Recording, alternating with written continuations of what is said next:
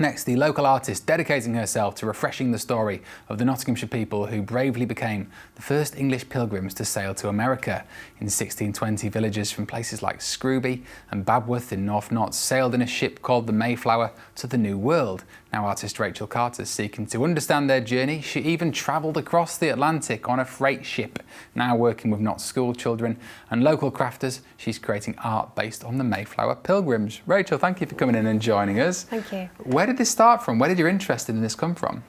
It started with family history. So I was researching my ancestors and found there was not leaving the Midlands but zigzagging across its borders in different towns, and some of them was from the regions where the pilgrims originated from.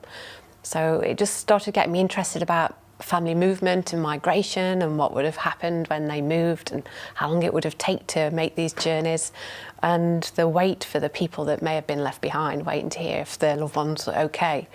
So that was the spark. Most people read a book or go on some web pages or something like that, but you took it to the extremes of replicating their journey. How was that? It was quite an experience, as you can imagine. So the difficulties of going on a cargo ship, I think, were very similar today as they were for the pilgrim travellers. You know, there's like the isolation, very small areas of the ship that you can go on for exercise. You know that there's the crew, and then there's the passengers, and everything revolves around the mess and the meal times and the short breaks in between, where you may or may not be able to get outside because of the weather. I'm astounded by that. What's the relationship like between the crew then and the people who are just tagging along? And who gets a freight ship these days? Who's not a member of the crew? I was quite surprised actually how many people was on the ship. They're only allowed to take 10 passengers for legal reasons. If they take more, they need to have a ship's doctor. And there was quite a wide variety of people. There was a retired couple from Doncaster, John and Mary. They were sailing the ship and following the entire journey.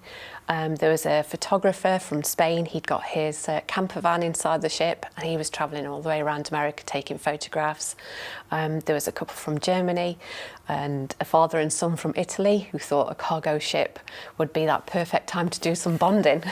And from there, you've taken the experiences you learn and you've created these artworks which are now on display at Creswell Crags this week, right? Yeah. So describe this particular style of art to me, and what is it and how does it resonate with their experience?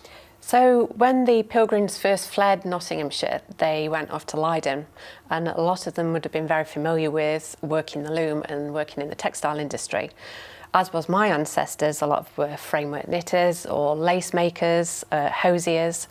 So I wanted to try and find a method of weaving that would enable me to tell that story through texture and through touch and sculpture. But loom weaving is very fine, and I knew I wanted to combine that with digital technologies.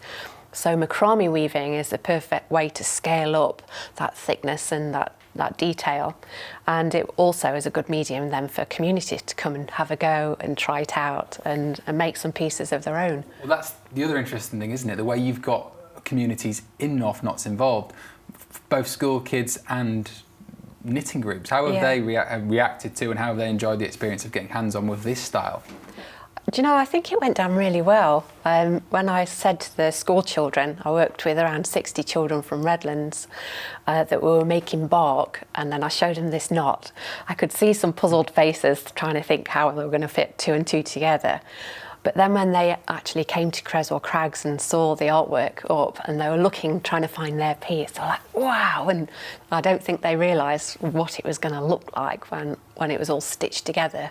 Similarly with the ladies from Scrooby in the Knit and Natter group, I created a leaf pattern for them, and so over the course of 4 weeks I kept going to visit them and they were weaving away and making all of these leaves. Out of time, but you are at Creswell Crags until the September with this exhibition. It tours 4 Nottinghamshire libraries. Creswell Crags is the first location, and it travels through Mansfield, Beeston and West Bridgford. Fantastic, thank you very much.